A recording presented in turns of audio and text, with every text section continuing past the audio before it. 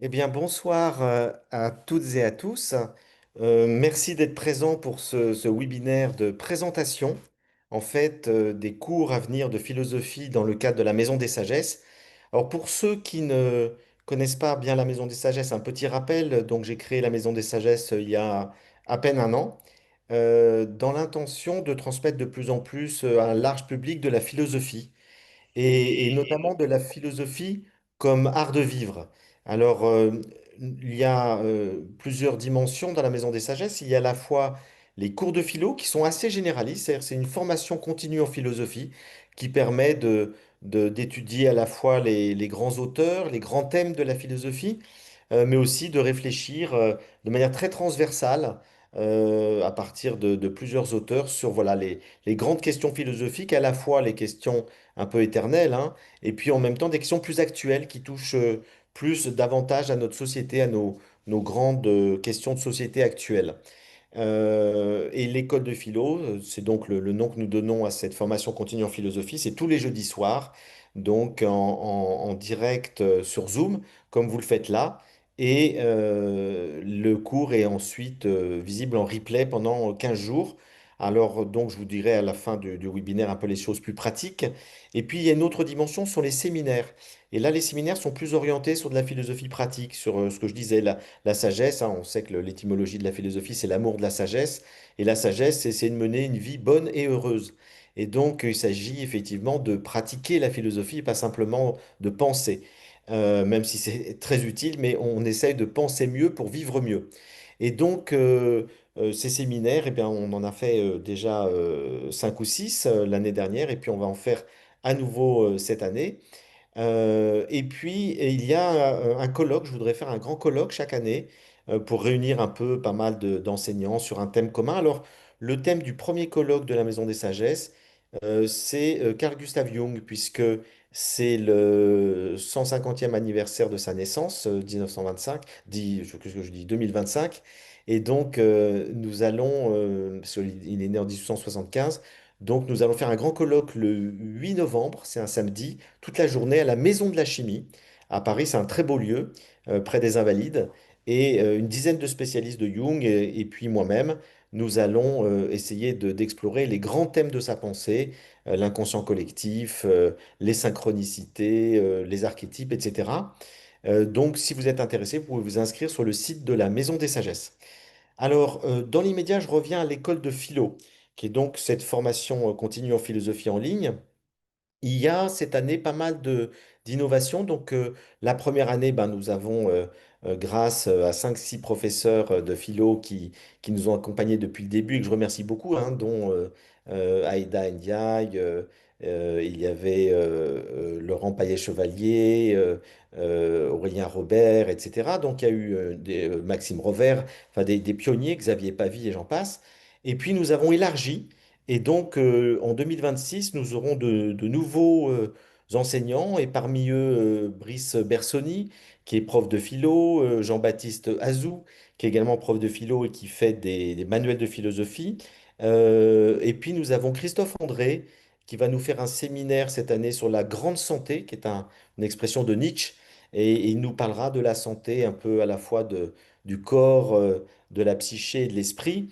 Et puis nous avons Marie Robert, dont nous espérons qu'elle va pouvoir se connecter, elle devait venir ce soir, mais je crois qu'elle a un petit souci de connexion.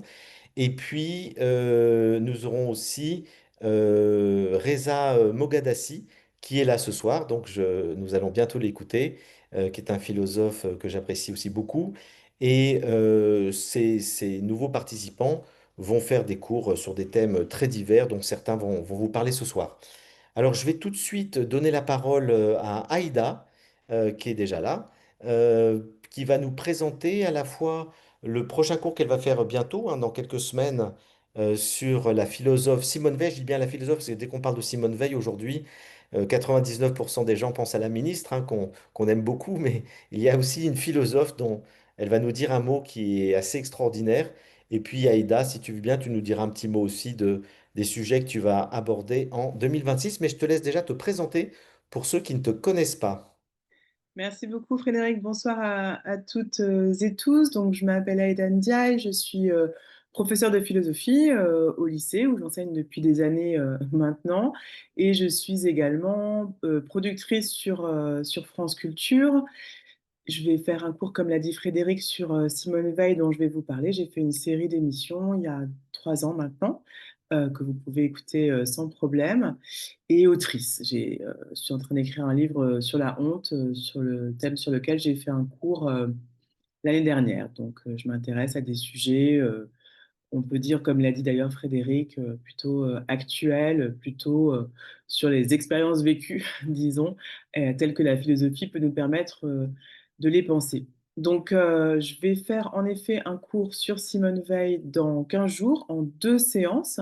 Alors, en effet, j'ai l'habitude de dire l'autre Simone Veil, parce que, comme l'a dit Frédéric, on a souvent tendance à penser à l'avortement et à l'abolition de l'avortement, enfin, pardon, à l'autorisation au contraire de l'avortement quand on pense à Simone Veil. Moi, je m'intéresse donc à Simone Veil avec un W qui est un peu moins, enfin, qui est bien moins connu, mais qui commence à être plus connu, qui commence à être étudié, qui a intégré le programme de philosophie de terminale. Les textes de Simone Veil sont maintenant relativement souvent donnés au baccalauréat. C'était le cas il y a 2 ans.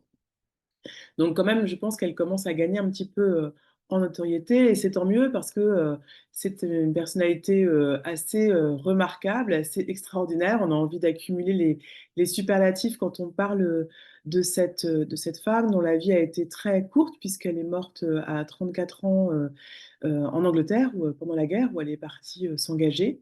Et donc précisément, mon cours, je vous propose 2 séances. Une première séance qui sera relativement biographique, mais dans le fond, c'est assez artificiel de séparer la biographie et l'œuvre chez Simone Veil parce que, et ça fait partie justement aussi de son originalité, elle vraiment, elle imbrique les deux. Comme vous le savez certainement, elle a travaillé à l'usine et c'est justement ce qui va la faire rompre en quelque sorte avec Marx, dont elle hérite néanmoins sur beaucoup d'aspects. Elle s'engage aussi, c'est souvent moins connu, en allant en Espagne pendant la guerre, du côté des Républicains. Elle reste très peu de temps parce qu'elle est par ailleurs très connue pour sa maladresse et donc elle se blesse en se renversant une marmite sur le pied, donc elle rentre. Elle va en Allemagne assister à la montée du nazisme, donc elle a cette dimension assez passionnante d'aller en permanence au contact de la réalité sous tous ses aspects, ce qui est aussi assez remarquable pour une femme de son époque. Il y a des textes où on raconte dans la très longue biographie qui lui a été consacrée par une de ses amies, Simone Pétrement, elle raconte qu'elle va avec des pêcheurs sur des bateaux, donc cette petite jeune femme à une époque où ce n'était évidemment pas si facile et courant que ça pour des femmes. Donc il y a toute cette dimension voilà, assez fascinante, assez unique dans la multiplicité de ses engagements, l'ampleur de son œuvre. C'est une œuvre en fait immense, compte tenu de la brièveté de sa vie. Elle a commencé à écrire très jeune, elle n'a cessé d'écrire. Et si on compare avec ses contemporaines, Simone de Beauvoir ou Hannah Arendt, eh bien, on se rend compte à quel point est-ce que Simone Veil a été extraordinairement productrice et que sa pensée est, comme je l'ai dit, ample et riche. Et évidemment, le deuxième cours sera consacré à la dimension mystique de sa pensée, puisque elle est aussi assez connue pour ça maintenant. C'est une philosophe de la grâce, de la foi. Et donc, l'une des questions qui peut peut-être orienter cette réflexion, c'est à la fois la question finalement de la rupture, puisqu'elle a quand même, pour le coup, de manière biographique, des moments de conversion, des moments elle dit, de contact avec le Christ et qui peuvent sembler marquer en fait un tournant dans son œuvre. Et j'essaierai de voir justement si c'est le cas ou si il n'y avait pas quelque chose qui était déjà présent dans ses premiers textes. Et là encore, je pense que c'est intéressant d'aller vraiment explorer cette dimension de son œuvre, puisque elle a quand même une conception de la foi assez unique. Elle reste, elle le dit elle-même, en dehors de l'Église. Elle est empreinte aussi de spiritualité orientale qu'elle lit beaucoup. Donc, il y a une dimension, là encore, particulièrement ample. Et je crois que dans le fond, ce qui peut nous passionner chez Simone Veil, c'est que c'est une philosophe pour nous. C'est une philosophe pour les crises, et nous traversons des crises, je crois qu'on peut le dire, et elle aussi vit finalement à une époque aux multiples crises. Et c'est cela qu'elle nous apprend à faire et à penser, hein, comment vivre par temps de crise, comment nous orienter par temps de crise, comment penser par temps de crise et dans le fond aussi comment nous élever puisque c'est ce que sa spiritualité nous apporte. Voilà, donc c'est assez ample, vous pouvez le voir comme programme et ce sera donc dans 3 semaines et dans 4 semaines. Je vous dis un mot rapide sur ce que je vous propose en 2026. De mémoire, ce sera à l'été, en juin, en juillet. 2 cours sur alors une toute autre figure, une penseuse, essayiste, écrivaine, Bell Hooks, qui est une écrivaine noire, américaine, féministe. On dirait peut-être aujourd'hui intersectionnelle parce que sa pensée est au croisement justement du féminisme, de l'antiracisme, de l'anticapitalisme. C'est une écrivaine qui a beaucoup de succès chez les jeunes, chez les voilà, 25-35 ans, notamment grâce à l'un de ses textes qui est un énorme succès de librairie qui s'appelle À propos d'amour. Cette question de l'amour, c'est une question qui traverse vraiment toute son œuvre. J'y consacrerai la deuxième séance. Et la première séance sera, et d'ailleurs là encore comme chez Simone Veil, consacrée à sa biographie, mais de manière parfaitement intriquée à son œuvre et sa pensée. Parce que c'est vraiment, pour le coup, une penseuse qui écrit toujours à partir d'elle-même. Toutes ses œuvres sont vraiment habitées, nourries par cette expérience personnelle.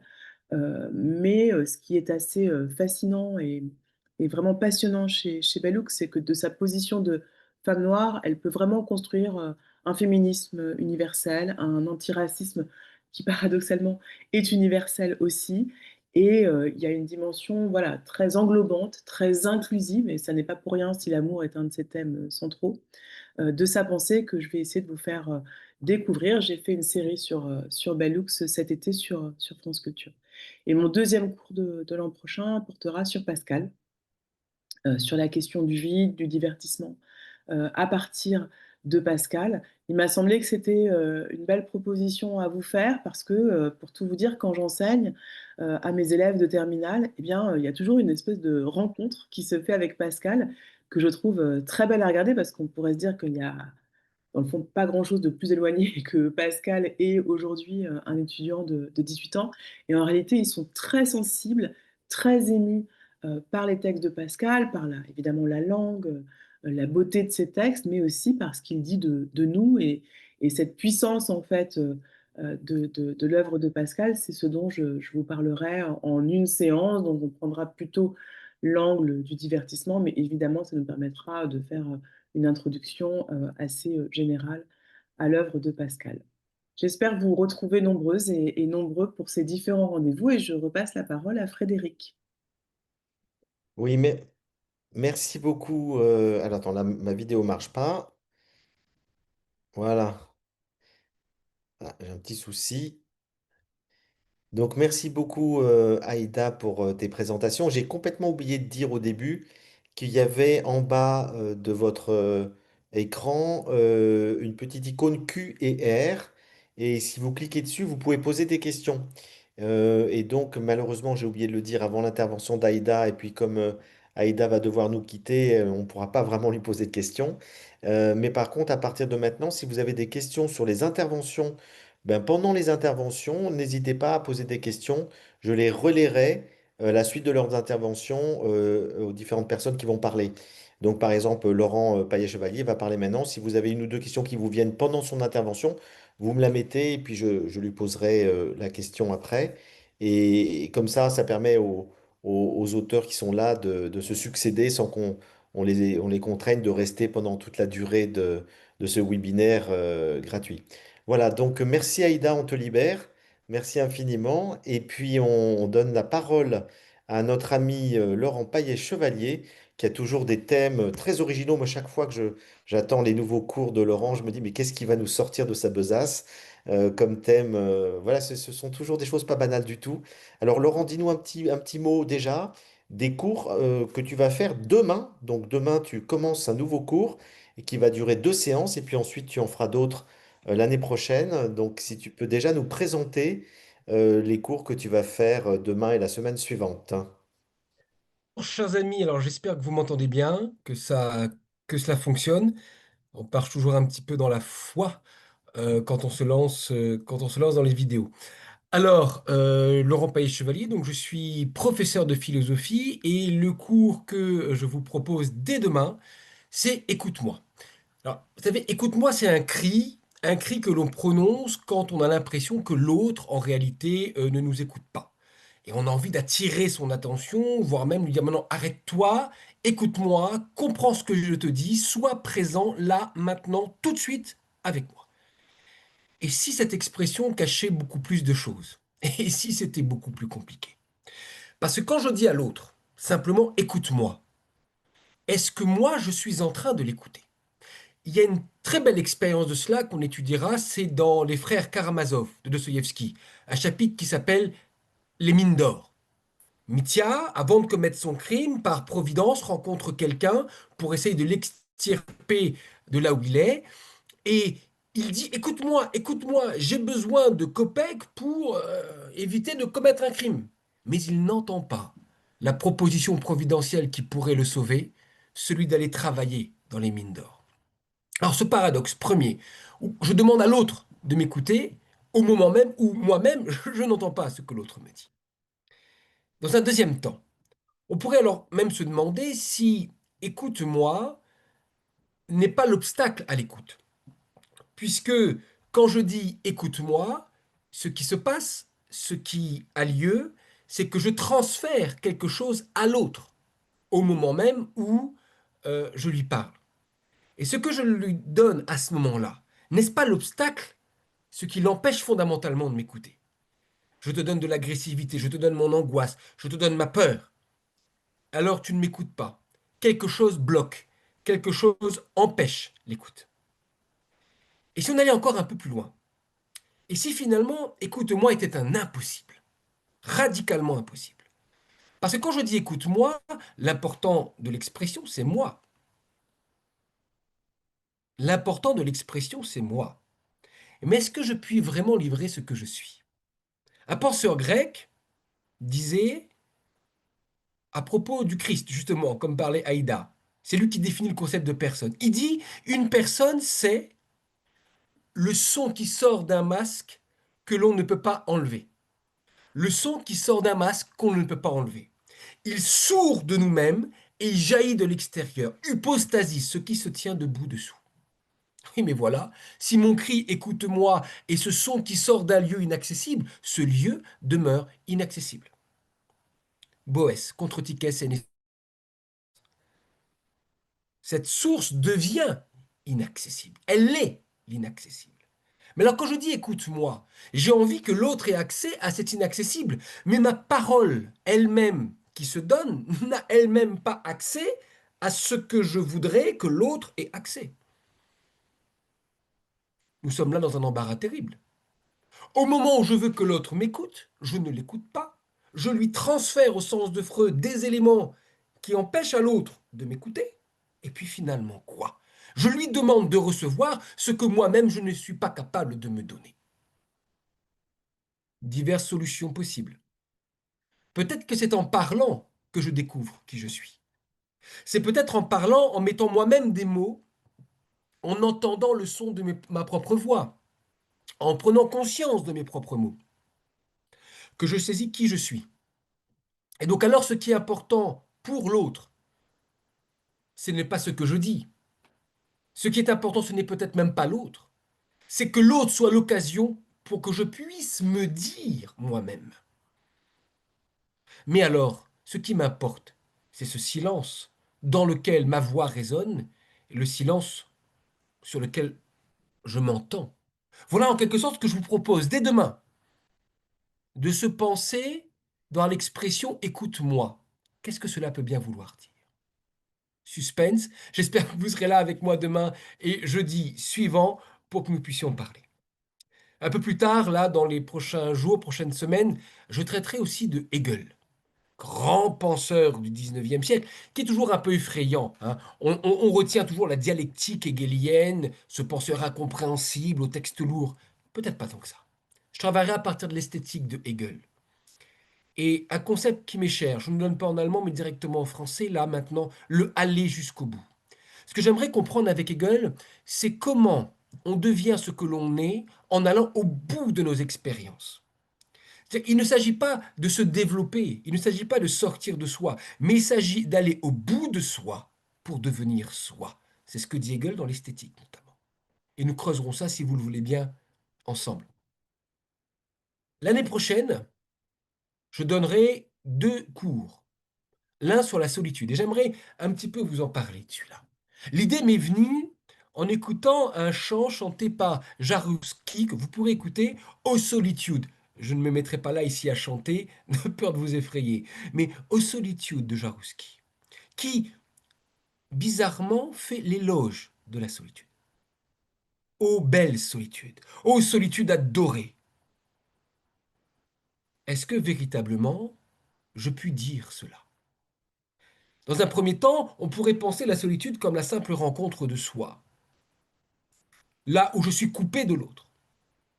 Et donc, la solitude est en quelque sorte ce qui joue contre moi, le lieu de la pesanteur absolue. La solitude est alors peut-être le lieu de l'enfermement sur soi, où les liens sont coupés avec l'autre. Qui peut véritablement rester avec lui-même? Mais la solitude, est-ce qu'elle n'est pas aussi le lieu de la réflexion, de la méditation, pensons à Descartes? Est-ce qu'on ne pourrait pas alors imaginer, penser, la solitude non pas comme le lieu de la séparation, mais comme le lieu de la rencontre de soi? Mais alors comment la solitude peut-elle être les deux? Comment peut-elle être à la fois moment de rupture et moment de rencontre? Comment peut-elle jouer contre moi et me permettre de me découvrir moi-même? Autrement dit, comment gérer, comment articuler cette solitude? Comment vivre de solitude? Comment être dans la solitude? L'autre cours que je proposerai l'année prochaine, c'est sur l'acte de penser, sur la rationalité. En France, on a un truc qu'on aime particulièrement, c'est de dire que nous sommes cartésiens. Mais qu'est-ce que ça veut dire? Il y en a parmi vous qui ont regardé les méditations métaphysiques de Descartes, dur peut-être de se dire cartésien. Mon objectif sera très simple, d'essayer de vous donner les clés qui vous permettront de penser comme Descartes, de refaire avec lui le même chemin. Mais voilà, je ne veux pas me centrer uniquement sur Descartes. Il y a eu, dans notre contemporanéité, un autre penseur qui a regardé vers Descartes, Husserl, méditation cartésienne. Et ce que j'aimerais faire, c'est de problématiser avec vous ces 2 auteurs. C'est d'une part d'essayer de comprendre comment le cogito, l'acte de penser, je pense, donnant accès à ce que je suis comme substance pensante, peut être la réalité la plus certaine et indubitable, à partir de laquelle je peux recommencer à penser. Mais qu'en même temps, on ne peut penser qu'en changeant de point de vue, qu'en opérant des variations. Comment alors concilier les deux? Comment avoir une méthode de pensée qui me permet à la fois de revenir aux vérités les plus certaines et en même temps de modifier les points de vue, de faire varier les phénomènes, afin de constituer l'objet dans ma pensée. Le parcours en fait que je vous propose est assez simple, peut-être dès demain, écoute-moi comme un cri qui répondra peut-être au cours suivant sur la solitude. Entre les deux, Hegel, qui permet d'aller au bout de soi pour devenir soi. Mais une fois que j'ai saisi qui je suis, ne dois-je pas saisir l'acte de pensée qui fait qui je suis? Ce dernier cours sur Hegel et Husserl vous proposera alors de saisir l'acte de pensée pour pouvoir à notre tour de nouveau approfondir et penser par nous-mêmes. Le petit parcours que je vous propose cette année déjà et l'année suivante dans le cadre de cette entreprise magnifique. Je te remercie encore Frédéric de m'avoir invité à ce projet qui me tient particulièrement à cœur, qu'est l'école de la philosophie. Merci beaucoup, Laurent, pour ton intervention. Toujours très passionnant, hein. Moi, j'aime beaucoup t'écouter parler. Et puis, on voit que tu as les dons aussi d'un acteur de théâtre, ce que tu es aussi. Et donc, je trouve que c'est très utile lorsqu'on enseigne. En tout cas, on ne s'ennuie pas du tout avec toi. Et il y avait une question, il y a eu quelques personnes qui ont fait des remarques pour tout à fait aller dans le sens de ce que tu disais sur l'écoute. Et une personne qui demande comment suivre le cours de demain. Alors, je réexplique pour ceux qui ne connaissent pas bien le fonctionnement. Et vous allez sur le site de la Maison des Sagesses, lamaisondessagesses.com. Là, vous avez des onglets en haut, il y a la présentation, séminaire, webinaire. Vous allez dans l'onglet webinaire et là, descendez sur l'agenda.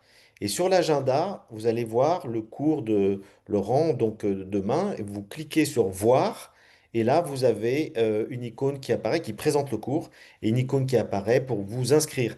Donc, si vous n'êtes pas abonné, parce qu'on peut bien entendu être abonné à l'école de philo, on a des abonnements de 3 mois, 6 mois, 1 an. Si vous n'êtes pas abonné, vous pouvez acheter le cours à l'unité.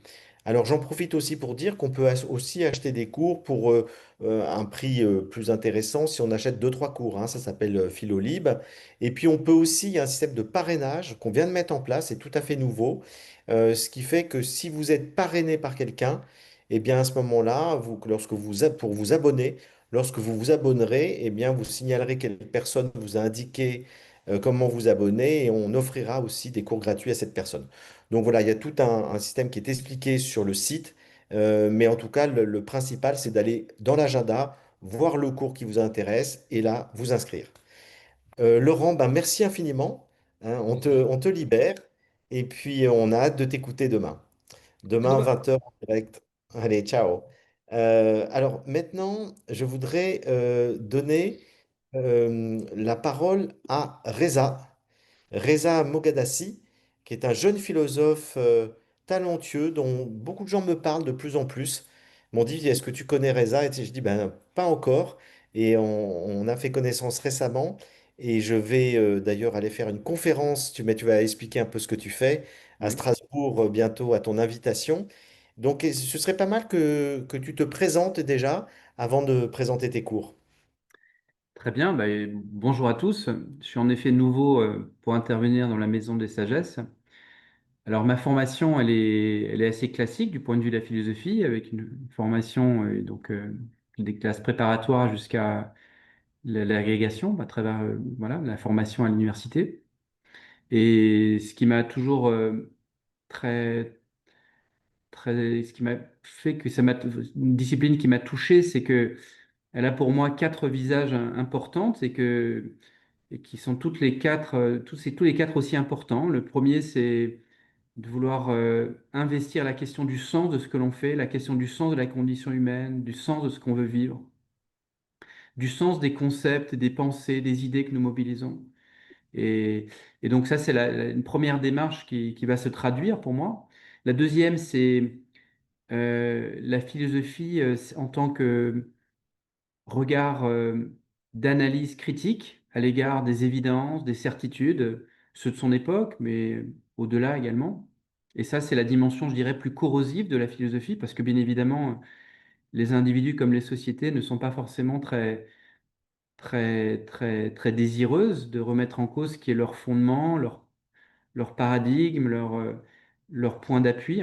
Et je pense que Socrate en a payé le prix, hein. Il en est le symbole, quoi, lorsque la philosophie est insolente et commence à interroger les évidences d'une époque donnée, d'une société donnée, eh bien, ça peut être dangereux pour celui qui l'incarne. Donc ça, c'est un deuxième visage que j'ai toujours trouvé fascinant. C'est la dimension d'une raison critique, sceptique. Le troisième visage, c'est que la philosophie n'est pas seulement une discipline qui interroge et qui questionne et qui doute, mais c'est aussi une discipline qui tente de construire une pensée cohérente. Et ça a été pour moi aussi, en fréquentant les philosophes, en fréquentant les grandes traditions spirituelles, d'essayer de produire de la cohérence dans ce que je peux comprendre du monde. Et je pense que c'est ce que chacun des participants des cours qui vont suivre au sein de la Maison des Sagesses et ailleurs, ça va être à partir de tout ce que nous allons rencontrer, qui nous paraît juste et vrai, d'essayer de chercher une cohérence, une unité dans sa pensée. Et puis, le quatrième visage, Frédéric en a parlé tout au début, c'est peut-être celui qui m'exalte le plus, c'est la philosophie au sens de son étymologie, dans son coup d'envoi grec, l'amour de la sagesse. Et si ça me frappe tant, c'est que d'une certaine manière, j'ai rencontré les voies de sagesse avant de rencontrer la philosophie universitaire, la rencontre, la relation de maître à disciple. Et l'une des choses qui m'a frappé et que j'ai essayé d'incarner par la suite, même si ce n'était pas nécessaire pour réussir ces examens et ces concours de philo, c'est qu'au fond, la plus haute philosophie, ce n'est pas d'avoir des pensées très complexes et ou très compliquées, c'est d'incarner des vérités qui peuvent être très très simples. Autrement dit, de passer d'une compréhension intellectuelle des choses avec la tête à une compréhension avec le cœur et avec les tripes. Et c'est seulement quand il y a ce passage-là, par un travail d'attention, de répétition, Nietzsche disait de rumination, que petit à petit quelque chose commence à être digéré et qu'il y a une alchimie qui se produit qui fait que la pensée, à ce moment-là, n'est plus stérile, elle peut devenir très puissante et elle a une puissance de transformation sur nous. Et c'est comme ça que j'envisage la philosophie, y compris lorsque je l'enseigne et que j'essaye de la pratiquer. Et donc on passe d'une connaissance qu'on a à une connaissance qu'on est. Et à ce moment-là, on n'a plus forcément besoin de penser à la chose. Notre aide, nos actes, nos choix, nos décisions, notre relation au monde traduit cette compréhension-là. Et donc voilà, c'est ce qui fait la différence entre la sagesse et puis le savoir purement intellectuel. Mais ça passe d'abord, bien évidemment, bien souvent, par une compréhension d'abord intellectuelle. Comme le disait le Bouddha, tout commence par la pensée. Là où la pensée est fausse, l'affliction s'ensuit, comme la roue de la charrette suit le pas du bœuf. Mais si tout commence dans la pensée, tout ne se termine pas dans la pensée. La pensée est une étape. L'attention par l'intelligence à l'égard d'une idée qui nous permet d'éclairer notre expérience humaine n'est qu'une étape. Alors, si donc la philosophie a été pour moi à la fois à travers les lectures, les enseignements que j'ai pu recevoir, quelque chose de central du point de vue de ma formation, c'est aussi une manière de me présenter. J'ai également une autre dimension qui m'a énormément travaillé, c'est que je suis à la fois quelqu'un d'une double culture, à la fois iranienne et française, à la fois dans une culture musulmane, chiite, et puis une culture chrétienne. Et indéniablement, ces deux traditions m'ont habité. J'ai essayé de les comprendre, les vivre de l'intérieur. Et puis, comme notre vie n'est pas seulement, ne s'explique pas simplement à partir de nos racines, mais également de rencontres étonnantes, surprenantes, bouleversantes. Moi, ça a été la rencontre avec un Orient un peu plus lointain que la Perse, c'est-à-dire la Chine, l'Inde et le Japon. Et plus particulièrement, il est vrai, dans mon cas personnel, le bouddhisme tibétain. Donc, j'ai eu une certaine trajectoire dans la relation avec cette lignée spirituelle, cette tradition spirituelle. Donc, une approche qui est cette fois-ci non pas théiste, mais non théiste. Et là encore, j'ai essayé de tracer un chemin en bon philosophe pour essayer de trouver l'unité, la cohérence qui pouvait demeurer. En tous les cas, à travers ces deux éléments, à la fois l'héritage philosophique en France, dans une société qui a coupé ses liens avec le religieux, tout l'apport d'une raison critique et parfois insolente et sceptique, et puis d'autre part, la rencontre de la puissance qu'on peut rencontrer dans l'enseignement des grandes traditions spirituelles, non pas simplement d'un point de vue théorique, mais d'un point de vue pratique, et qui m'a permis eh bien, de voir dans ces deux dimensions, la raison critique et sceptique, et d'autre part dans les grandes sagesses des traditions spirituelles, quelque chose de complémentaire, même quelque chose de protecteur, euh, l'un et l'autre, mais aussi l'un par rapport à l'autre, comme si l'un avait besoin de l'autre. Et dans mon enseignement philosophique, que ce soit les cours que je donne à mes élèves ou étudiants, que ce soit dans mes conférences ou dans les cours ainsi que voilà, les cours Zoom, hein, comme ça aura lieu ici dans la Maison des Sagesses, j'essaye de traduire ce double héritage, cette double perspective qui pour moi est complémentaire. Alors cette année, euh, je vais vous proposer deux cours différents. L'un qui portera sur notre relation à la liberté et puis l'autre qui portera sur notre relation à notre humanité et à travers notre relation à ce que nous appelons la vérité ou à ce que nous appelons notre identité ou à ce que nous appelons euh, le bien. Alors si je parle un tout petit peu de la première séance autour de la question de la liberté, je crois que ça aura lieu en mars. Eh bien, c'est vrai que dans l'histoire de la philosophie, il y a vraiment eu ce débat pour savoir est-ce que l'homme est vraiment libre ou pas. Donc tout le débat autour de l'existence ou non d'un libre arbitre. C'est pas là-dessus que je vais concentrer mon intervention. C'est plutôt à travers un philosophe qui va être notre point d'appui, qui est certainement un des plus grands philosophes de l'histoire de l'Occident, qui est Hegel. Et Hegel, dans quelques paragraphes de l'introduction d'un de ses livres qui s'appelle Les principes de la philosophie du droit, évoque assez rapidement différentes modalités du rapport de l'homme à la liberté. Autrement dit, ce qui va être au cœur de la séance que nous allons passer ensemble, c'est d'essayer de comprendre, en déployant la puissance de ce que Hegel veut dire, à travers des exemples, à travers voilà, ce lien avec le concret de nos vies, c'est de montrer comment, au fond, ce qui se joue pour nous dans notre existence, c'est une relation à ce qu'on appelle la liberté, c'est-à-dire l'expérience d'abord d'une puissance d'agir, d'une puissance de choisir, d'une puissance de dire oui ou non, et comment, au fond, la maturité à travers laquelle nous sommes amenés à passer, la manière dont nous avons à grandir dans notre humanité, est amenée à produire un déplacement dans notre relation à ce que nous appelons notre liberté. Alors, pour en faire un résumé rapide, ou en tout cas pour donner un petit peu l'eau à la bouche pour la suite, d'abord, il est vrai que l'enfant que nous avons été va d'abord être bouleversé par la prise de conscience qu'il a de sa puissance de dire non, de sa puissance de choisir, de sa puissance indépendante de celle de ses parents. Et pour l'enfant, ce qui va être jouissif, c'est pas tant de choisir, mais de sentir sa puissance de choisir. Et ce qui est vrai pour l'enfant va l'être également pour nous un peu plus tard dans la vie, lorsque, au fond, ce qui nous fascine dans la liberté, c'est pas le choix, c'est le fait d'avoir le choix. C'est le pouvoir de décider, de changer de direction, de se reprendre. Et donc, dans cette première étape, qui est pour Hegel la première expérience fondamentale que l'être humain fait de sa puissance d'agir, il y a quelque chose, voilà, de l'expérience de quelque chose d'inouï, d'incroyable. Euh, Simplement, ce que Hegel va montrer, c'est que si on demeure dans cette étape, il y a quelque chose de mortel, quelque chose de vide.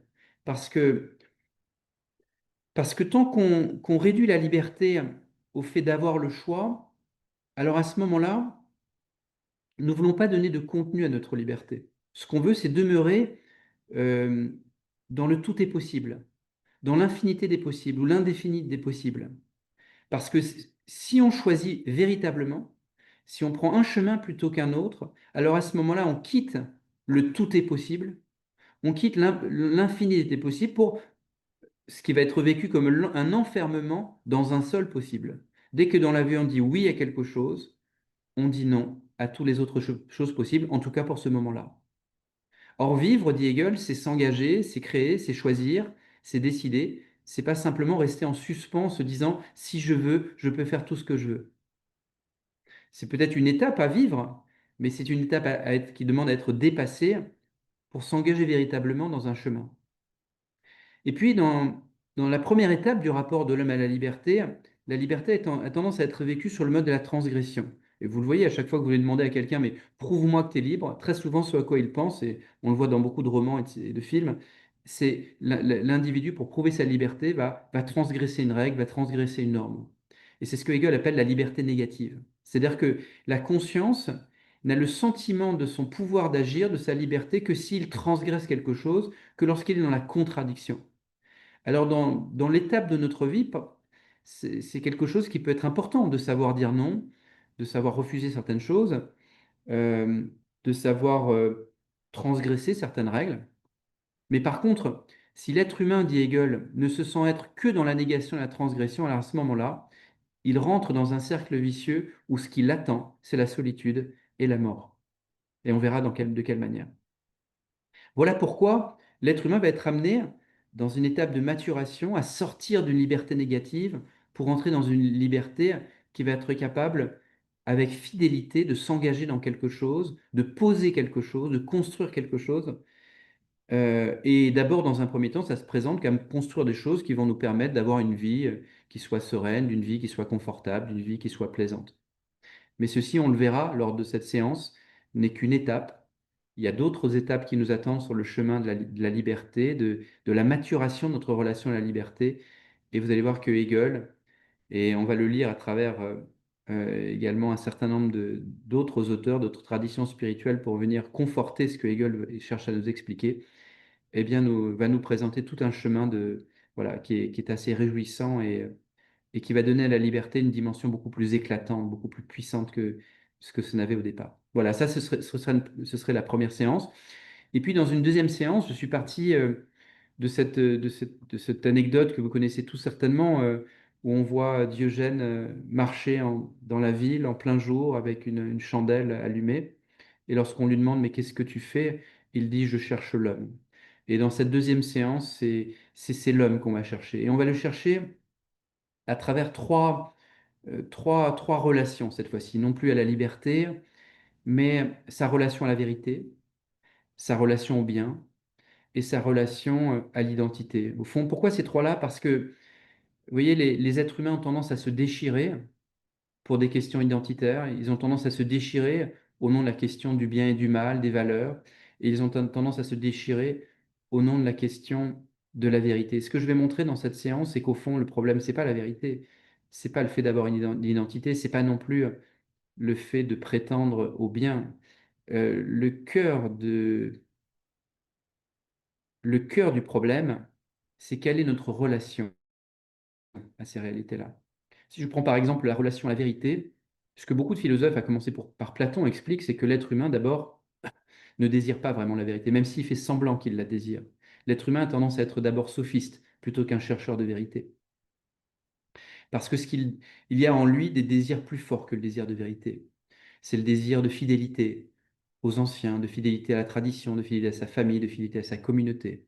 C'est le désir de parité, c'est-à-dire que ce que vont penser les autres de moi, la reconnaissance que je vais avoir par les autres, l'acceptation du groupe pour des raisons affectives est plus importante que le désir de vérité. La volonté de ne pas être le mouton noir est plus important que le désir de vérité. Ou bien c'est tout simplement la logique de la paresse. Chercher la vérité, ça a un coût, ça demande des efforts. Et l'homme n'a pas forcément envie de faire ces efforts-là. Et donc, autant se plier à la doxa, à l'opinion commune, ou à ce qui s'entend le plus. Et puis, il y a aussi l'identification à ses idées. C'est-à-dire que comme nous avons tendance à nous identifier à nos idées, eh bien, on devient incapable de débattre, de discuter, parce que dès que nous rencontrons un argument ou quelqu'un qui ne pense pas comme nous, on a l'impression qu'il pense contre nous. Ce qu'on veut, c'est gagner. Ce qu'on veut, c'est sauver sa peau et non pas chercher véritablement la vérité, c'est-à-dire être prêt, humblement, à émettre la possibilité que l'autre a une part de vérité qui nous manque, ou peut-être même de découvrir que nous étions trompés. Et donc, pour passer de ce premier stade à un stade qui le dépasse, il va falloir des prises de conscience, il va falloir sortir d'un centre d'impasse existentielle, et ça va être l'enjeu de ce qu'on va approfondir pendant cette séance. Frédéric Lenoir, je vois que tu réapparais. Et Voilà. peut-être que j'ai Non, dépassé non, un petit peu pas du tout. mon C'est temps de très parole. bien. C'est Voilà. très bien. Très bien. Donc, Peut-être une dernière chose sur la question que tu vas-y. posais. En effet, je viens de fonder une association qui s'appelle Déhiscence. Le mot déhiscence vient de la botanique, c'est le moment où le noyau d'un fruit éclate pour que germe ce qui va à présent pousser. C'est aussi le moment où un noyau éclate pour que le pollen puisse se disperser. Donc c'est un symbole de fécondité et et de renaissance. Et, et j'ai voulu créer cette association pour un petit peu prendre le contre-pied d'une sorte de morosité ambiante, d'une ambiance un petit peu fin de règne, sociale à travers toutes les tragédies, les violences, les destructions, les désastres, bref, cette époque de transition à la fois joyeuse et douloureuse que nous traversons, pour essayer de donner à travers des penseurs, des philosophes, mais pas forcément des philosophes, la parole à des gens qui sont capables à la fois de nous aider à traverser ces transitions dans un monde qui est en train à la fois de s'effondrer, mais un autre qui commence à apparaître, de nous donner à voir toutes les belles forêts qui sont en train de germer silencieusement derrière le vacarme de la violence des hommes. Il ne s'agit pas de vendre du rêve, mais il s'agit de renouer vers ce qui compte, vers ce qui est précieux, vers toutes les forces de vie en nous qui sont prêtes à jaillir. Et voilà, soit tout ce que nous rencontrons est problème et désastre, soit tout est occasion pour essayer d'incarner, de rayonner. Et c'est à travers ces penseurs, et Frédéric en fait partie, que on va essayer, donc ça a lieu à Strasbourg, auprès d'un public large, et bien de diffuser cet enthousiasme, cette énergie, en faisant connaître à la fois tous les pionniers qui sont en train de construire un avenir beaucoup plus lumineux, en silence, discrètement, qui sont souvent moins connus, moins médiatisés, et en même temps nous donnant les clés pour comprendre les transitions que nous sommes en train de vivre, et et puis toute aussi la profondeur des sagesses anciennes dont nous avons dans lesquelles nous avons à puiser au service du présent et de l'avenir. Il s'agit de redonner vraiment cette force d'enthousiasme à la jeunesse, mais aussi à ceux un peu moins jeunes qui sont ces forces de bonne volonté, qui ne veulent pas céder ni au fatalisme, ni au désespoir d'un monde qui n'est pas toujours si lumineux dans son apparence. Merci. Merci Reza, merci beaucoup. Et bon, je ne vois pas spécialement de questions te concernant, donc nous avons écouté religieusement ta présentation de cours. Donc maintenant tout ça va nous permettre de réfléchir et puis on va te retrouver donc pendant deux séances. Et je voulais juste rebondir sur ce que tu as dit au début, que tu viens de réévoquer. C'est moi je travaille depuis 30 ans à réunifier effectivement à la fois la pensée philosophique occidentale et la pensée orientale qui est beaucoup plus ouverte, hein. La pensée orientale, que ce soit à travers le taoïsme, le bouddhisme et d'autres courants, c'est une raison ouverte, comme le dit mon maître et ami Edgar Morin. Et nous, on est un peu en Occident, depuis Descartes, dans une raison close. On n'utilise que la raison logique et on n'intègre pas des paramètres de la réalité qui sont inexplicables avec une seule raison logique. Et c'est grâce à la physique quantique que de plus en plus on remet en question ce paradigme cartésien. Les choses sont ou blanc ou noir. Bah non, les choses sont beaucoup plus complexes et il ne faut pas, il y a des paradoxes qu'on ne peut pas juste expliquer par la raison logique. Et il faut faire entrer d'autres paramètres. Et donc, dans ce sens-là, les sagesses anciennes et les sagesses orientales nous éclairent, nous ouvrent l'esprit, nous aident à penser de manière plus large, je dirais. Ce n'est pas toujours ou, mais c'est parfois et. C'est-à-dire, il y a ceci, mais cela aussi est vrai. Et donc, la pensée, comme le réel, est beaucoup plus riche qu'on ne l'a pensé en Occident au cours des derniers siècles. Et je trouve très important d'élargir la pensée comme tu le fais. Donc, merci beaucoup. Et on a hâte de te retrouver. Je redonne la parole à Laurent, qui est resté avec nous parce qu'il y a une question que je ne t'ai pas posée, que quelqu'un a posée, que je trouve très intéressante. C'est Oui, sur je la suis solitude. encore là. C'est sur la solitude. À quel point ce monde, c'est-à-dire notre société, nous conditionne. Être seul est aussi mal vu, comme si être capable de vivre seul et heureux était une bizarrerie. Qu'est-ce que tu en penses? Ah, alors la bizarrerie. Hein, c'est ce qui n'entre pas vraiment dans la norme, ce que l'on juge parce que ce n'est pas tout à fait comme nous, Oui, comme ce que moi. oui, être seul aujourd'hui, c'est mal vu, autrement dit. C'est ça, parce que c'est pas tout à fait comme moi je le ferais. Est-ce qu'il n'y a pas d'abord un brin de jalousie? Tout simplement. Parce que vous savez, souvent on dit, ah lui il est seul, lui il n'est pas comme nous, etc., etc. Mais si on renversait un peu les choses, est-ce que la solitude ne fait pas quelque part envie? Est-ce que celui qui est pris dans son travail, métro, boulot, dodo, est-ce qu'il n'a pas envie de cette solitude qu'il ne peut pas s'accorder? Est-ce qu'il n'y a pas finalement quelque part un nouveau mythe, peut-être inversé, qui serait à creuser, le mythe du célibataire? Celui qui lui aurait le temps, celui qui lui aurait une forme de disponibilité, euh, et donc celui pour qui la solitude serait un trésor qui n'a pas de prix. Celui pour qui la solitude serait quelque chose qui ne peut pas partager justement avec l'autre. Hein, quand on fait une fête, quand on fait une soirée, quand on s'amuse, on partage avec l'autre quelque chose. Mais voilà, le solitaire, lui, il ne partage rien avec moi. Il goûte peut-être de ce plaisir d'Éden auquel je ne goûte pas. Et peut-être toute la difficulté, toute l'ambiguïté de la solitude est là. À la fois ce qui écarte de la société parce qu'il n'est pas dans le réseau, quelque part, mais en même temps, ne vit-il pas quelque chose qui n'est pas communiqué et parce qu'il n'est pas communicable me fait envie? Je ne sais pas si la chose là est signifiante pour toi, Frédéric?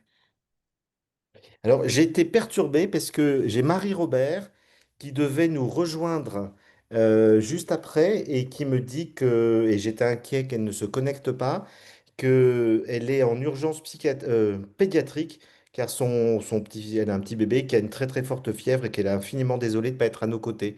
Donc, j'ai lu son message et je lui ai répondu. Donc, voilà, mauvaise nouvelle pour elle déjà, puisque son enfant va mal. Et puis mauvaise nouvelle pour nous parce qu'elle sera pas là avec nous. Donc du coup, je suis désolé, j'ai pas pu écouter ta réponse. Mais je ne doute pas un instant qu'elle était pleine de bon sens. Et, et Oui, je oui, te, je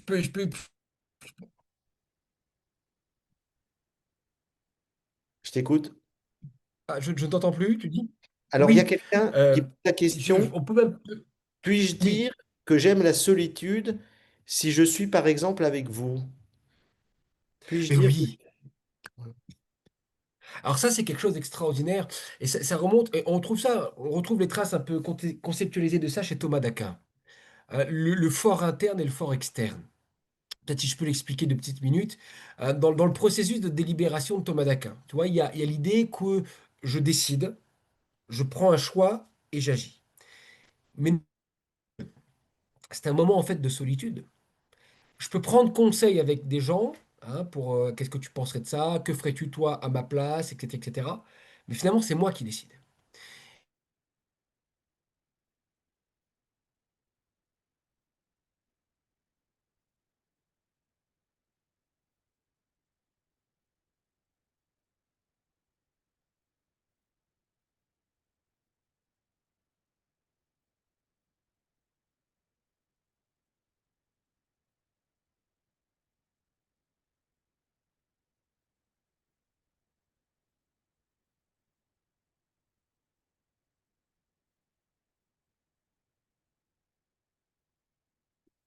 Alors, je sais pas si... Là, je n'entends plus Laurent, donc je ne sais pas si c'est moi qui ai un souci de connexion, si c'est lui qui a un souci de connexion, mais comme il vient de disparaître, je pense que c'est lui qui a un souci de connexion. Donc du coup, je reprends la parole et puis on verra si Laurent revient. Donc je vous disais que malheureusement, Marie, qui devait nous rejoindre, a un gros souci avec son enfant, donc elle est aux urgences. Donc c'est moi qui vais conclure ce webinaire de présentation des cours par mes propres cours. Donc j'aurai l'année prochaine 3 cours. Un qui va en début d'année, au mois de janvier, qui va porter sur le sacré, les métamorphoses du sacré. Alors il se trouve que c'est un gros travail que j'ai fait depuis presque 35 ans sur toute une réflexion sur le sacré, la spiritualité, les religions, comment tout ça, au fond, s'organise à la fois dans nos sociétés, mais aussi comment c'est une expérience humaine fondamentale. C'est Rudolf Otto qui dit au fond le sentiment du sacré, il est universel, chaque être humain le ressent devant la beauté, la puissance de la nature, devant le mystère de la vie et de la mort, la naissance d'un enfant, la mort d'un proche, on est bouleversé et on sent qu'il y a quelque chose qui nous dépasse, il y a un mystère. Et Einstein disait que c'est ce sens du sacré, ce mystère de la vie et de la mort qui a donné naissance à l'art, à la science et à la religion. Et je crois qu'il a profondément raison. Ce sont un peu nos trois singularités. Vous savez que je m'intéresse beaucoup aux animaux et chaque espèce animale a ses singularités, ce qui lui est propre, ce qui fait il est capable d'avoir des talents, des qualités, des modes de comportement qui sont uniques. Et l'être humain a cette singularité d'avoir inventé quelque chose qu'on ne trouve pas dans d'autres espèces, à savoir l'art, la science et la religion. Et ça vient probablement du fait qu'il a cette conscience du mystère et du sacré, ce sentiment du sacré. Donc j'expliquerai ce que c'est que le sentiment du sacré. Puis d'ailleurs, je fais une parenthèse, parce que je viens d'avoir aussi une information que Jane Goodall, cette formidable ethnologue et éthologue qui a travaillé en Tanzanie pendant plus de 60 ans avec les chimpanzés, vous avez tous entendu parler d'elle, hein, c'est vraiment une des pionnières du comportement, de l'étude du comportement des chimpanzés, vient de décéder à l'instant. Alors j'ai voilà, une petite émotion et puis une pensée pour cette grande dame qui était absolument extraordinaire et qui nous a montré d'ailleurs à quel point les chimpanzés, bien que n'ayant pas développé la science, la religion et l'art, étaient extrêmement proches de nous et pouvaient, notamment, elle a fait ces expériences extraordinaires avec le langage, leur apprenait le langage des sourds, ils pouvaient exprimer des émotions, des sentiments très puissants et on voyait à quel point ils avaient une conscience très développée, même si elle est différente de la nôtre. Et donc, je parlerai du sacré et de ses métamorphoses au fil des siècles. C'est-à-dire comment, des millénaires, devrais-je dire, comment depuis l'homme préhistorique qui fleurit ses tombes jusqu'aujourd'hui aux recompositions très complexes du spirituel qui est la quête personnelle du sacré, au religieux qui est la dimension collective du sacré, la gestion collective du sacré, comment tout ça est recomposé aujourd'hui de manière très complexe. Donc voilà, il y aura 2 séances consacrées à cette grande question. Et puis je ferai aussi un cours je crois au mois de mai, au printemps, sur comment et pourquoi philosopher avec les enfants. C'est-à-dire, j'expliquerai ce que c'est que la philosophie avec les enfants, puisque c'est quelque chose qui surprend beaucoup les professeurs de philosophie, généralement, parce que pour eux, ben, philosopher, ça demande d'avoir un vocabulaire très développé, d'avoir déjà une pensée conceptuelle, un langage, voilà, une connaissance du vocabulaire. Et en fait, on s'aperçoit que les enfants, même s'ils n'ont pas ça, hein, on philosophe avec eux dès l'âge de 6 7 ans, mais ils ont une capacité de penser au sens de il pose les bonnes questions, il s'étonne. Vous savez, c'est à la fois Aristote et Socrate qui nous disent que la philosophie commence avec l'étonnement et les enfants ne passent leur temps à s'étonner et de là ils questionnent et puis après on peut les aider à raisonner, à argumenter, etc. Et donc les ateliers de philo avec les enfants, j'en fais depuis 10 ans, j'ai créé une association qui s'appelle SEV qui permet de former des animateurs d'ateliers philo. On en a formé plus de 6 000 qui vont dans les écoles de la République pour faire des ateliers à visée philosophique et j'expliquerai un peu de quoi il s'agit et comment on peut le pratiquer. Et puis, à l'automne prochain, 2026, je parlerai de la puissance de la joie, qui est un sujet que j'aime beaucoup. J'ai fait un livre sur ce sujet et je montrerai comment la joie c'est à la fois quelque chose qui peut se cultiver, mais en même temps, ça ne se décrète pas. C'est-à-dire on ne peut pas dire qu'on va avoir une joie parce qu'on va fumer une cigarette ou boire un coup. Ça, c'est le plaisir. Le plaisir se décrète, hein. Je sais que si j'aime fumer, chaque fois que je vais prendre une clope, j'aurai du plaisir. Je sais que si j'aime regarder une série, chaque fois que je vais être devant, j'aurai du plaisir. Le plaisir se décrète, la joie se décrète pas. La joie, c'est comme une grâce, ça nous tombe dessus. Mais on peut cultiver un terrain favorable à l'émergence de la joie. Et ça, c'est toute la philosophie, notamment, mais pas uniquement, de Spinoza, qui nous dit comment faire que la joie, progressivement dans notre vie, va remplacer la tristesse. Donc voilà, j'aurai le grand plaisir de partager toutes ces réflexions avec vous. Et puis, désolé encore une fois que voilà, à la fois Xavier Pavie qui eut un souci et Marie Robert, là, qui à l'instant a ce problème, n'ait pas pu être présent avec nous, mais nous avons pu bien exposer avec Aïda, Laurent et Reza quelques thèmes que vous verrez tout au long de cette année. Alors, il y aura beaucoup de thèmes qui seront abordés, beaucoup d'auteurs. On va parler de Nietzsche, on va parler de Pascal, on va parler, notre ami Aurélien Robert va nous faire des cours sur l'imagination, des cours sur le plaisir. On aura aussi Xavier Pavie qui va nous parler de la responsabilité. Donc, vous voyez, beaucoup de thèmes très riches. Je vous conseille tout simplement d'aller sur le site de la Maison des Sagesses, webinaire, agenda, et là vous allez voir tout le programme de demain avec, qui commence donc avec Laurent Palais-Chevalier jusque fin décembre 2026 et vous verrez toute la richesse de ce programme. Et puis nous allons comme ça tous les 3 4 mois rajouter des cours pour l'année suivante afin qu'il y ait toujours au moins un an de cours qui soient annoncés à l'avance et ça vous permettra, si vous le souhaitez, de vous abonner pour un an, ce qui coûte beaucoup moins cher évidemment que d'acheter les cours à l'unité à l'école de philo. Et je rappelle que nous avons un certificat pour ceux qui suivent au moins pendant 2 ans les cours de l'école de philo, peuvent tous les 6 mois franchir un petit palier dans lequel on leur demande une petite dissertation et puis de répondre à quelques questions pour voir s'ils ont bien assimilé les cours. Et au bout de 2 ans, cela donne lieu à la rédaction d'un petit mémoire avec un des enseignants et donc un certificat de l'école de philo. Voilà, ça c'est pour vous permettre de persévérer un peu pendant au moins 2 ans. Et je crois qu'en 2 ans, on a le temps d'avoir, ça permet d'avoir déjà une vision assez intéressante et générale de l'histoire de la philosophie. Alors, ce webinaire touche à sa fin, il est un peu plus de 21 heures. Je vous remercie infiniment d'avoir été parmi nous. Il va être diffusé si vous êtes inscrit pendant encore plusieurs semaines en replay. Donc, vous pouvez le voir en replay ou le faire partager à des amis. Voilà, merci beaucoup et je vous dis à très vite et peut-être dès demain avec Laurent Paillet-Chevalier pour son cours sur l'écoute. À très bientôt. Merci à toutes et à tous.